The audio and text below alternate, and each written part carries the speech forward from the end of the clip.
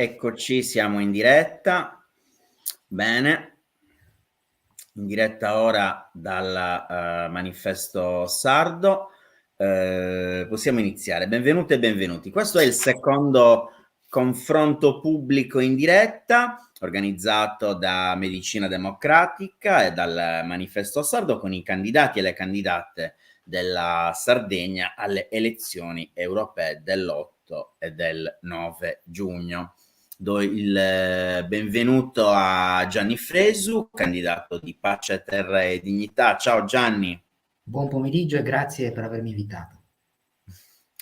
Siamo in attesa della candidata del Movimento 5 Stelle, Cinzia Pilo, che si collegherà tra una decina di minuti.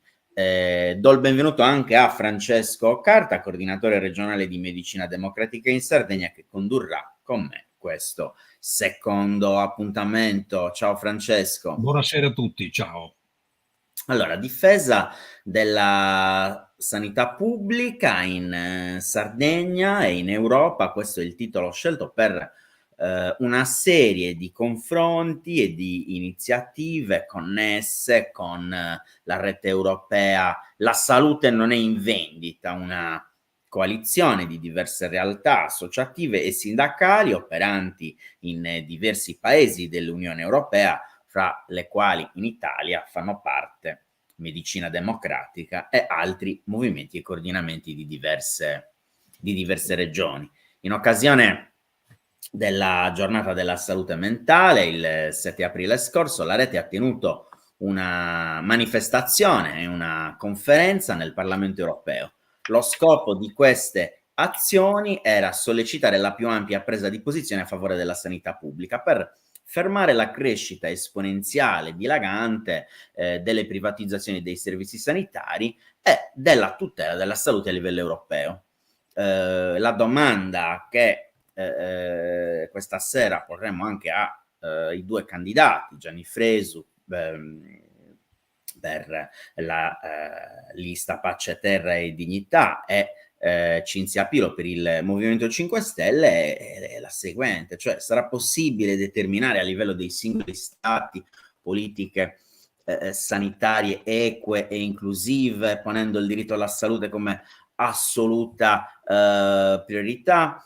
Medicina Democratica, componente della delegazione italiana della rete, ha predisposto un documento contenente queste proposte per richiedere e per contrastare la forte privatizzazione della sanità anche in Italia e anche in Sardegna e tutelare il servizio sanitario nazionale italiano nelle sue caratteristiche fondamentali, universalistico, egualitario ed equo. Ora, vogliamo coinvolgere i nostri lettori e le nostre lettrici del Manifesto Sardo insieme agli attivisti e agli attivisti di Medicina Democratica in questo confronto con i candidati e le candidate sensibili al diritto alla salute, affinché prendano in attenta considerazione gli argomenti che vengono sollevati in vista del possibile loro futuro operato in seno al Parlamento europeo. Lo sappiamo, il Servizio Sanitario Nazionale è devastato, è sotto gli occhi di tutti i cittadini e di tutte le cittadine, devastato, disintegrato, destrutturato, certamente a causa di scelte sbagliate, ma non possiamo non considerare la responsabilità dei vincoli di bilancio imposti dalle politiche di austerità europee, come non possiamo non considerare il rischio di disuguaglianze regionali derivati dall'ipotesi di autonomia differenziata. Daremo la parola ai candidati e alle candidate con un tempo di non oltre 10 minuti. Sarà possibile intervenire al termine delle relazioni dei candidati con domande in diretta che la regia evidenzierà nello schermo. Prego Francesco Carta, referente regionale di Medicina Democratica in Sardegna. Ok, grazie di nuovo al Manifesto Sardo per aver collaborato per realizzare questo evento, grazie ai candidati e grazie a coloro che ci stanno seguendo in diretta streaming.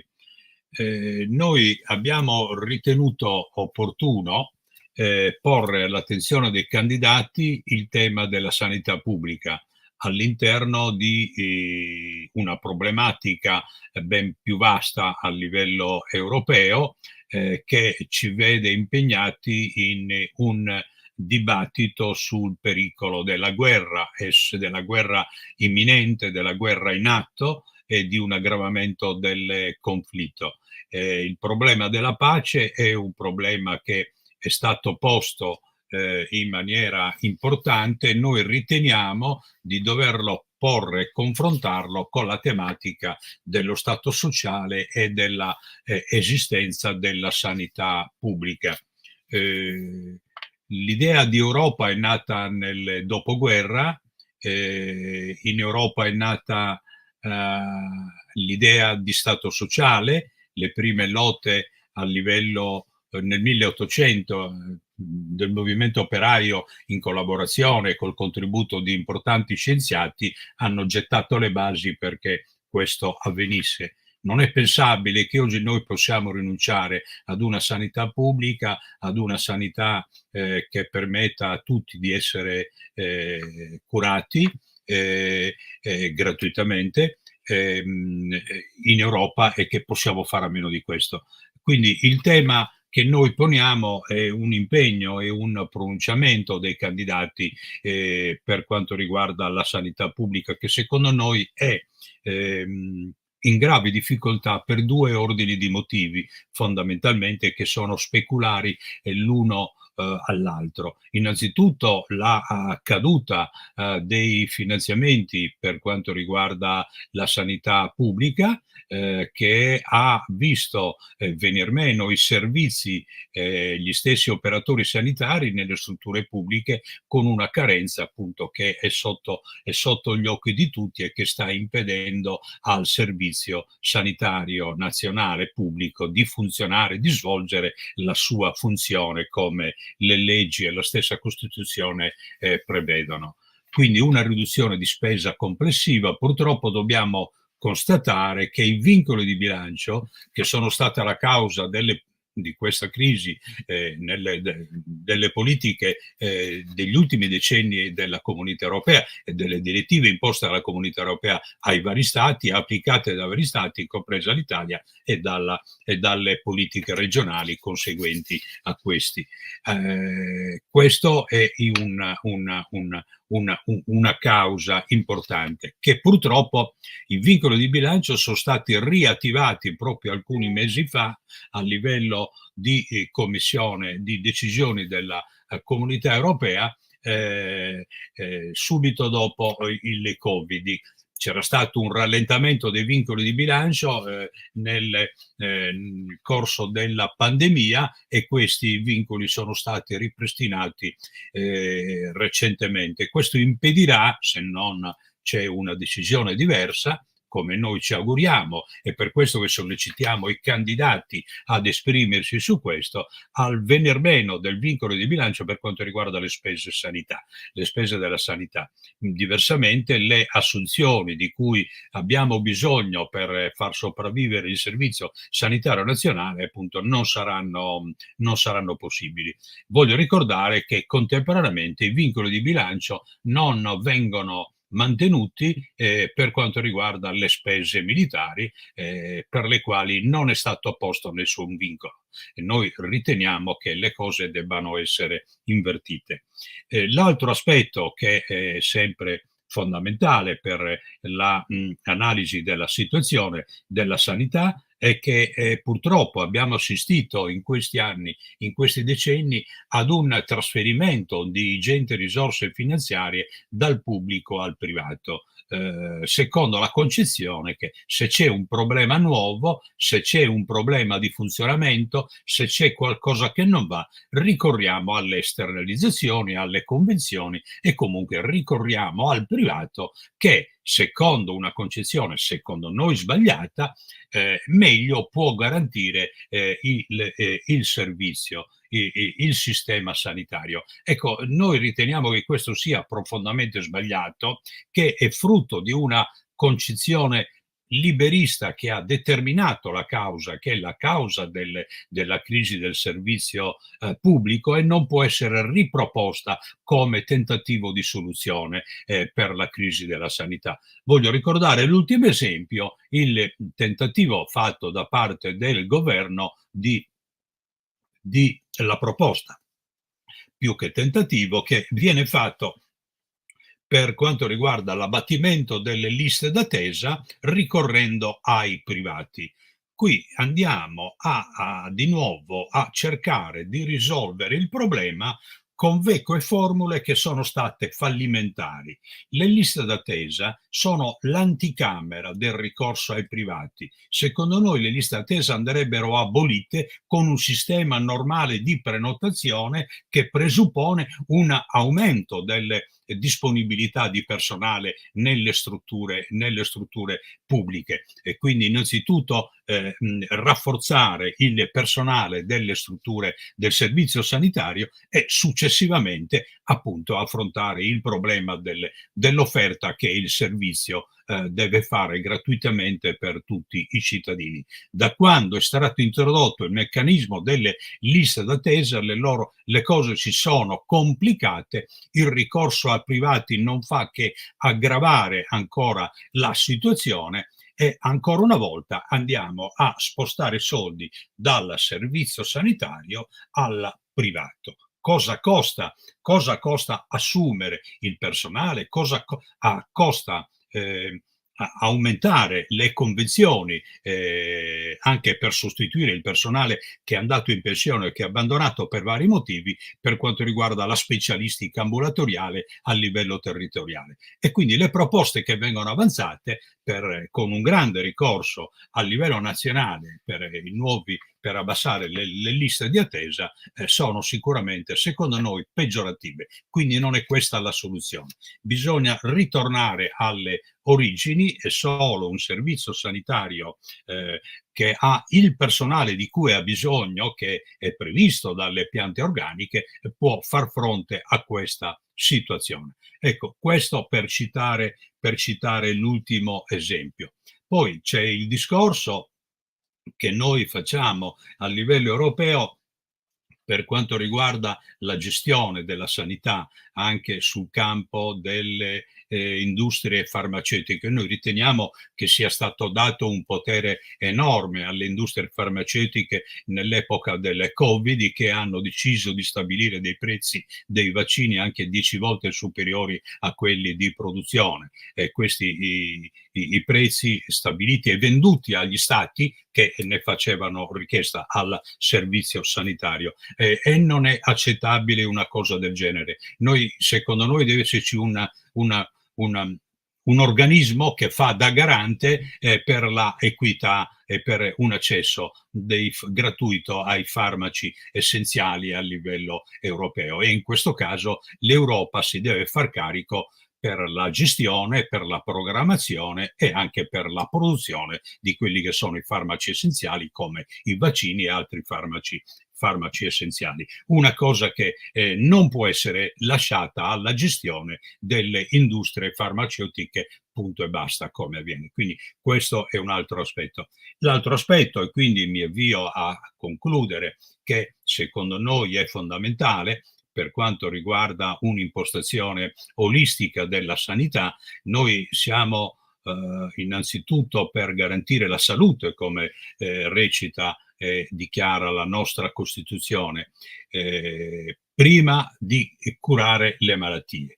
Innanzitutto dobbiamo garantire la salute e rimuovere le cause di malattia che ci sono a livello socio-economico, che ci sono a livello ambientale, e successivamente intervenire per curare le malattie quando si presentano. Cioè bisogna riprendere il discorso della prevenzione, del rimuovere le cause di malattie laddove è possibile, per avere un servizio sanitario che sia in grado anche di funzionare meglio. E voglio dire a questo proposito che solo il servizio pubblico ha l'interesse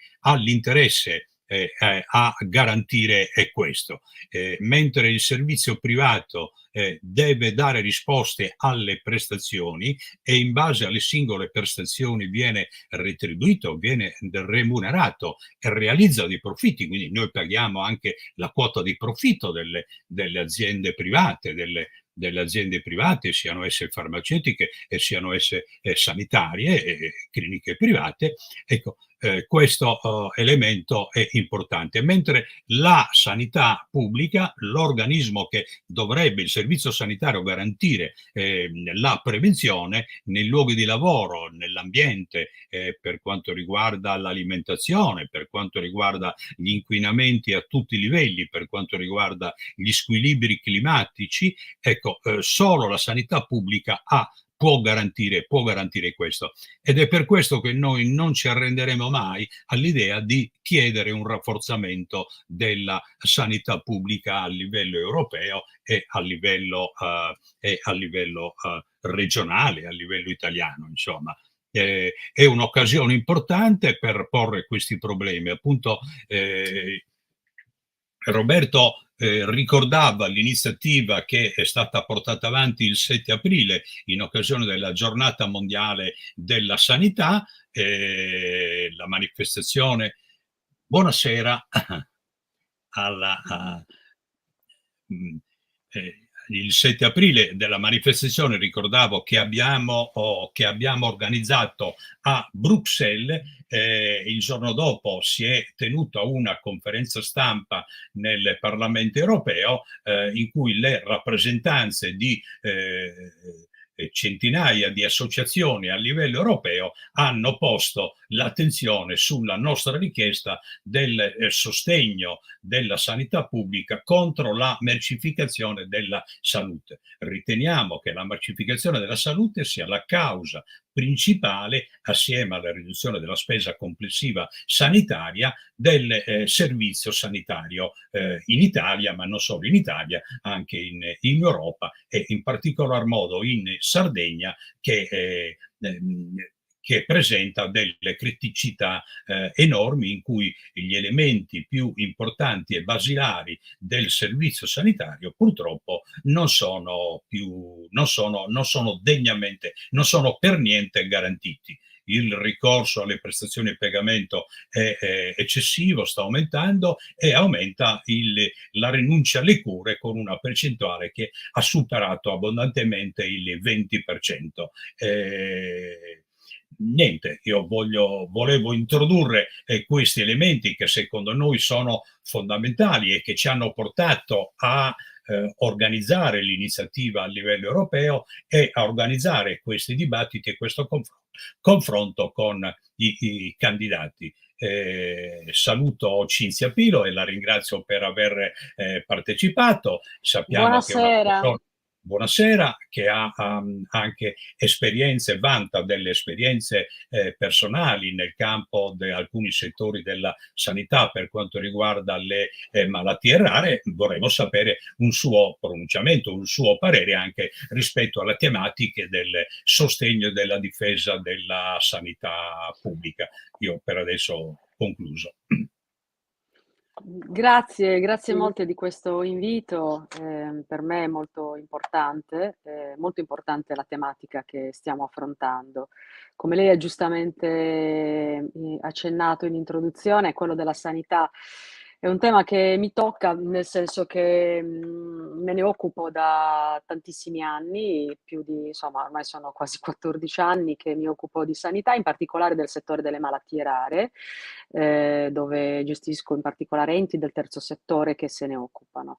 E poi partecipo a diverse, come chiamiamole così, battaglie proprio a sostegno della sanità per tutti, della sanità pubblica per tutti, in particolare per quelli che sono esclusi di più, gli ultimi della sanità, che sono appunto i malati rari, i malati cronici, persone che hanno bisogno di sostegno non solo dal punto di vista sanitario in ambito medico, quindi dalle strutture ospedaliere, ma che avrebbero bisogno di sostegno anche a domicilio, che avrebbero bisogno di sostegno anche da un punto di vista sociale.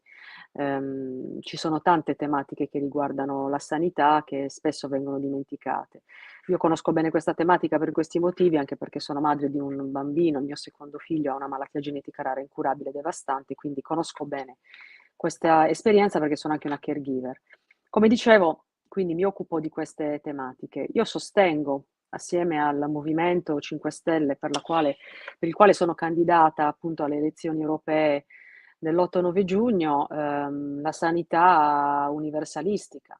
La sanità universalistica cosa c'entra con l'Europa? C'entra molto perché è uno dei principi, quello di coesione, della parità dei diritti, dell'inclusione di tutti sul territorio europeo, oltre 400 milioni di abitanti, e quello della sanità universalistica è uno dei principi su cui il nostro continente europeo si distingue rispetto ad altri continenti che sono delle superpotenze, no? Se pensiamo agli Stati Uniti o alla Cina, insomma, pensiamo a quello che i paesi europei mandano avanti da tantissimi anni.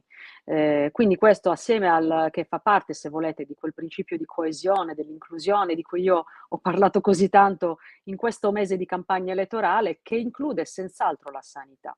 La sanità è uno dei principi fondamentali. Io, vede, oltre a questa esperienza che ho, grazie a questa campagna elettorale ho avuto modo di girare molto sui territori, ho veramente visitato tante località, ho parlato con tante persone e ho visitato anche ospedali. Anche ieri mi è capitato che alcune persone siano intervenute in Medio Campidano, un primario di un ospedale, un medico, ma soprattutto ho parlato con pazienti, ho incontrato pazienti, ho incontrato malati rari, ho incontrato le associazioni, uno degli eventi che ho voluto organizzare, un convegno che ho voluto organizzare nell'ambito di questa campagna è stato proprio un convegno sulla sanità, nel quale ho chiesto l'intervento anche del nuovo assessore alla sanità, e nel quale ho voluto ospitare rappresentanze proprio delle associazioni di malati, per in modo tale che potessero esprimere tutte le criticità che incontrano e quali sono le problematiche, come questi problemi possono quindi essere affrontati, perché è evidente che un problema può essere affrontato solamente se lo si conosce veramente. È stato molto utile perché sono emerse appunto varie criticità e è stato anche utile perché è stato ottenuto un bel risultato, che è quello che l'assessore si è impegnato a istituire un tavolo regolare di confronto con le rappresentanze dei malati, e questo penso che sia già per me un grande successo. Quindi sicuramente io sono a favore della sanità pubblica, del rafforzamento della sanità pubblica. Credo che quello che è avvenuto negli ultimi anni di una graduale erosione dei finanziamenti alla sanità pubblica sia inaccettabile, soprattutto per un paese come il nostro, che ha vantato per tantissimi anni un sistema sanitario pubblico universalistico, quindi in grado di garantire un'assistenza sanitaria a tutti, che ora non sta più diventando così. Ricordiamoci che la sanità, il diritto alla salute è appunto un diritto sancito anche da una direttiva dell'ONU, direttive europee, e che quando qualcosa diventa accessibile solamente a pochi, non è più un diritto, ma diventa un privilegio. Il fatto che le persone debbano arrivare come ho già sentito, ad avere anche per prestazioni banali, lunghe liste d'attesa, non voglio elencare adesso qua perché sicuramente ne avete parlato a lungo, di tutte le criticità, no, che riguardano liste d'attesa, la mancanza di medici, la mancanza di personale sanitario, parasanitario, delle strutture decadenti, del fatto che non ci sia nessun tipo di collegamento anche nell'offerta dei servizi, perché le malattie non si curano solamente con uno specialista, ma con altri specialisti di contorno. Banalmente non si può fare un intervento chirurgico o avere la chirurgia in un ospedale se mancano gli anestesisti, quindi è tutto un sistema che va gestito in maniera adeguata e che va implementato. Quindi per quanto riguarda i finanziamenti, sappiamo bene che sono diminuiti negli ultimi anni, nonostante la propaganda veramente inaccettabile che si sta facendo e l'utilizzo a scopo elettorale anche di alcuni annunci degli ultimi giorni che io trovo veramente disgustosi, quando sappiamo che è ovvio che in termini assoluti si possono anche destinare dei soldi, ma i fondi è evidente che devono essere aumentati tutti gli anni perché aumentano tutti gli anni i costi. Mantenere lo stesso livello di offerta sanitaria vuol dire mantenere un rapporto di spesa sul PIL costante, non una spesa in termini assoluti crescente. Noi sappiamo che il rapporto della spesa sanitaria in base in relazione al PIL è scesa, ormai è al 3%. Io sarei a favore addirittura di un rapporto della spesa sanitaria sul PIL che debba essere quantomeno costante nel tempo, che non debba mai scendere al di sotto del 7%, che possa essere anche superiore. E da questo punto di vista credo che anche l'Europa potrebbe intervenire. Io mi batterò senz'altro per i temi sanitari, per fare in modo che la sanità sia universalistica e che la comunità europea e che il Parlamento europeo possa in qualche modo influire su queste tematiche.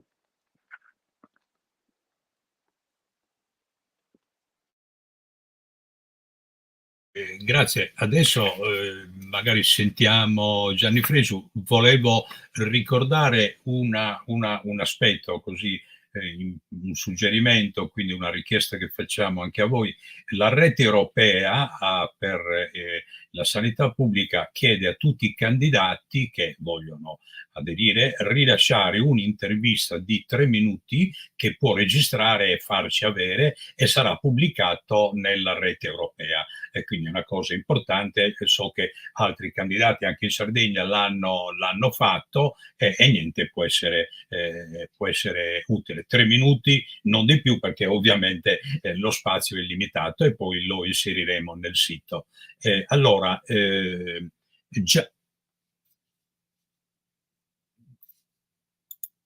sì, allora io diamo la parola adesso a Gianni Fresu. Roberto, mi senti? Okay. Sì, Gianni sta prendendo la parola, Francesco, tranquillo. Okay. Prego Gianni. Allora, buon pomeriggio a tutte e tutti e nuovamente grazie per avermi invitato. Ma io ritengo che negli ultimi 30 anni di quella che è pomposamente stata definita la Seconda Repubblica, i tagli verticali alla sanità abbiano costantemente contraddetto il principio universalistico del sistema sanitario nazionale e soprattutto abbiano costantemente delegato al privato una funzione che non può in alcun modo configurarsi come universalistica quando gestita in nome del profitto. Noi abbiamo visto che durante la pandemia gran parte della classe politica ha, diciamo così, versato lacrime di coccodrillo per quei tagli, e tutti hanno detto in sostanza che bisognava invertire la rotta, che era necessario puntare e investire sulla sanità pubblica, perché siamo riusciti a, diciamo così, uscire da quella grave crisi pandemica grazie all'abnegazione del personale medico, paramedico, infermieristico e in generale di tutto il sistema sanitario, con sforzi eroici. Però finita la pandemia ci si è dimenticati rapidamente di tutto, e quindi nuovamente il taglio alle spese sanitarie diventa la norma, l'associazione delle spese sanitarie ai vincoli di bilancio torna a essere il dogma inattaccabile, legato sempre all'altro dogma, e cioè la prevalenza delle leggi di mercato, e quest'idea che anche sulla sanità si debbano applicare i criteri di concorrenzialità legati alle leggi della domanda e dell'offerta. Io credo che, diciamo così, in questa contraddizione generale poi si inserisce l'altra, che è ancora più grande, o meglio, che è strettamente legata a questa, che è dovuta in sostanza alla scelta dell'Unione Europea di agire di fatto come articolazione burocratica e finanziaria della NATO, e dunque di puntare non su un'Unione Europea che cerca di porsi come soggetto del dialogo tra i blocchi in contrapposizione, e dunque di scegliere la diplomazia e la politica per sminare tutte le potenzialità di questa crisi bellica che ci può portare alla terza guerra mondiale, ma di associarsi acriticamente agli interessi degli Stati Uniti d'America. Per questo noi, come lista Pace, Terra e Dignità, che è una lista che non è un partito politico, ma è una lista che unisce figure storiche del movimento pacifista come Raniero Lavalle, rappresentanti del mondo del giornalismo come Santoro, gruppi del movimento non violento, di quello antimilitarista,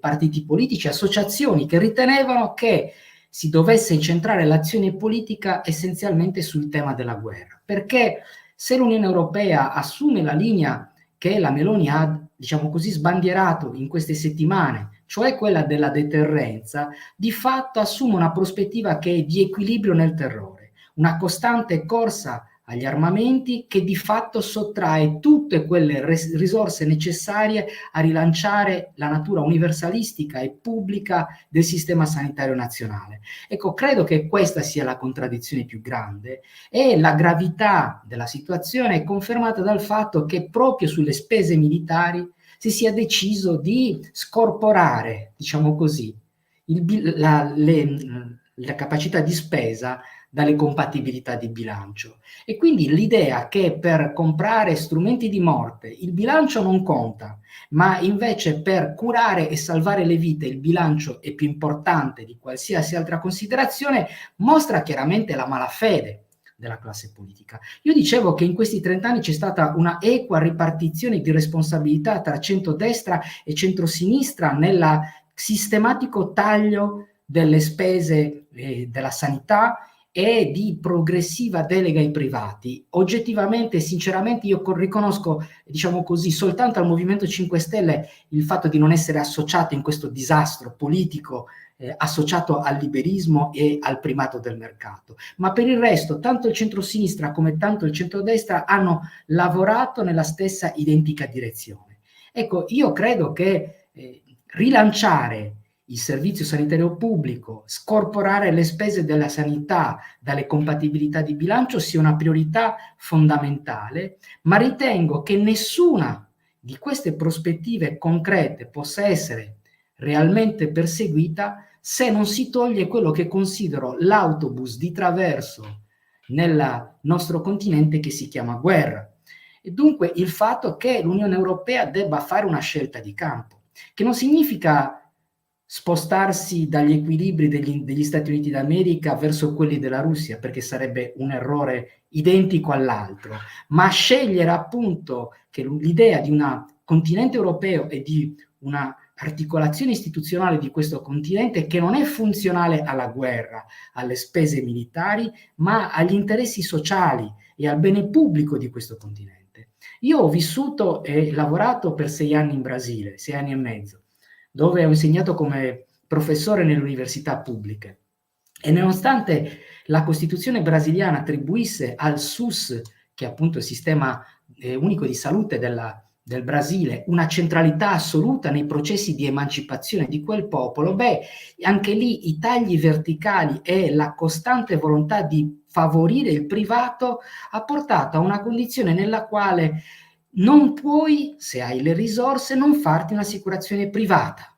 E questo ha portato alla creazione di una sanità di serie A privata per chi ha soldi e una sanità, diciamo così, molto più scadente pubblica per chi non ha risorse a disposizione. E quindi una condizione nella quale in immensi territori del Brasile fasce importanti della popolazione non hanno nessun tipo di copertura, non hanno nemmeno i medici di base. Ecco, io credo che la tendenza che si sta assumendo anche in Europa va esattamente in quella direzione. Non è assolutamente ammissibile che la questione della salute possa essere sganciata dalle finalità pubbliche e dunque dall'idea di diritti e di valori umani che l'Unione Europea deve perseguire.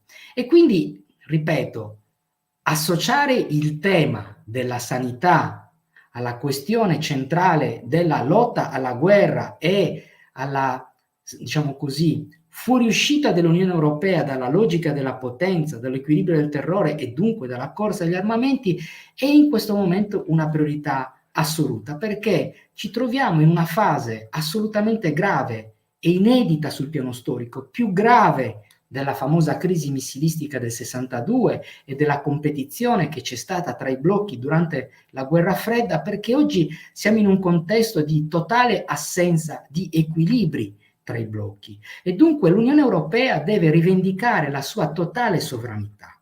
Questa è una premessa indispensabile affinché si possa nuovamente parlare di sanità pubblica, perché affinché si possa nuovamente sottolineare il ruolo universalistico del Servizio Sanitario Nazionale. Viceversa, la discussione sarebbe su un piano inclinato. E per questo, ripeto, noi come Pace, Terra e Dignità abbiamo cercato di porre con forza questa esigenza In primo luogo perché notavamo che nel dibattito elettorale per le elezioni europee mancasse, se non rarissime eccezioni, la centralità del tema della pace. E quindi, come posso dire, abbiamo pensato che incentrare programmaticamente l'attenzione su questo tema fosse la premessa per poi affrontare le questioni della salute pubblica, del ruolo dell'educazione e dell'alta formazione pubblica, delle politiche di redistribuzione della ricchezza, perché, come si dice costantemente, la coperta è corta. E dunque, se si sceglie di associare le politiche di sviluppo all'industria bellica e all'armamento permanente dell'Unione Europea, nulla di quelle altre esigenze sociali e pubbliche può essere assecondata e, diciamo così, favorita. Noi sappiamo che in tutti questi anni, quando si parlava di diritto al lavoro, di diritto alla salute, di esigenze sociali del continente europeo, ci hanno sempre detto il bilancio non lo permette, dobbiamo, diciamo così, stare dentro i parametri finanziari di compatibilità di bilancio dell'Unione Europea. Ora abbiamo visto in queste due crisi, l'una dopo l'altra, la prima del 2008 dell'economia e quella successiva legata alla pandemia, e quindi ora con la crisi politica legata alla guerra in Ucraina, che quando si tratta invece di salvare le banche, le grandi imprese o di favorire l'acquisto senza termine delle armi, delle fabbriche della morte che vengono favorite costantemente come nuova piattaforma produttiva dell'Unione Europea, beh, in quel caso le risorse non solo si trovano, ma addirittura si scollegano completamente dai vincoli di bilancio. Io personalmente ho avuto la pelle d'oca quando ho sentito la von der Leyen affermare che si dovesse adottare la stessa politica centralizzata della vaccinazione contro la pandemia per l'acquisto delle armi. Ecco, paragonare l'acquisto di vaccini per salvare la popolazione all'acquisto delle armi per gettare l'Unione Europea in un contesto di conflitto, beh, credo che dia il senso del fallimento di questa classe dirigente europea e di quanto questa possa essere pericolosa.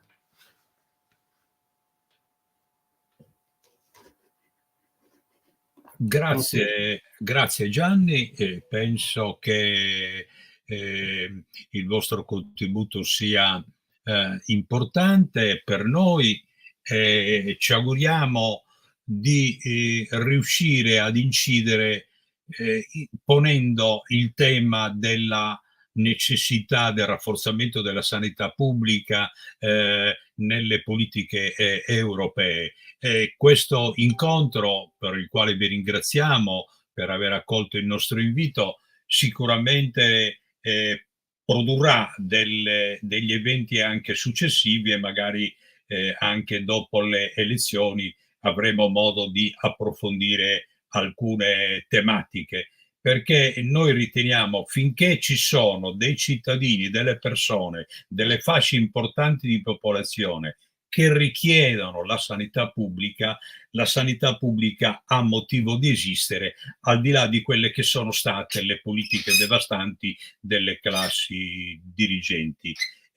Oggi molti parlano di difesa della sanità pubblica, in qualche modo tutti, però si deve mettere d'accordo. Se continuano con le politiche che sono state portate avanti da 20-30 anni a sta parte, le conseguenze saranno peggiorative. Ci vuole una svolta e una inversione di tendenza.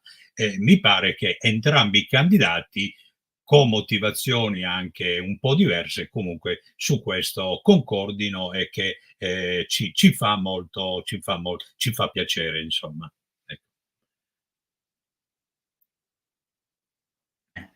Grazie a tutte e a tutti per la vostra presenza, ringraziamo le persone che hanno ascoltato questa diretta, che vi ricordo può essere ripresa sul canale Twitch, Facebook e YouTube del Manifesto Sardo, nel sito. Buona serata a tutti e in bocca al lupo per l'8 e il 9 di giugno. Grazie a tutti e Auguri vorrei a anche tutti. ringraziare Gianni Fresu per aver molto elegantemente riconosciuto che il Movimento 5 Stelle Io non è uno so, dei partiti che sono a favore e sono non stati più solo coerenti riconosco su questo, questo. ma io penso che dopo le elezioni, se noi continueremo verso questa strada, il Movimento 5 Stelle dovrà essere uno dei soggetti principali con i quali discutere e lottare assieme. Caspita, guarda, grazie veramente tanto, mi fa veramente piacere questo. Essere uniti sui temi e sui programmi per il bene delle persone, dei cittadini e anche della nostra terra è fondamentale. Grazie veramente. Ciao a tutti. Grazie, Ciao, grazie a arrivederci. voi, arrivederci. Alla prossima.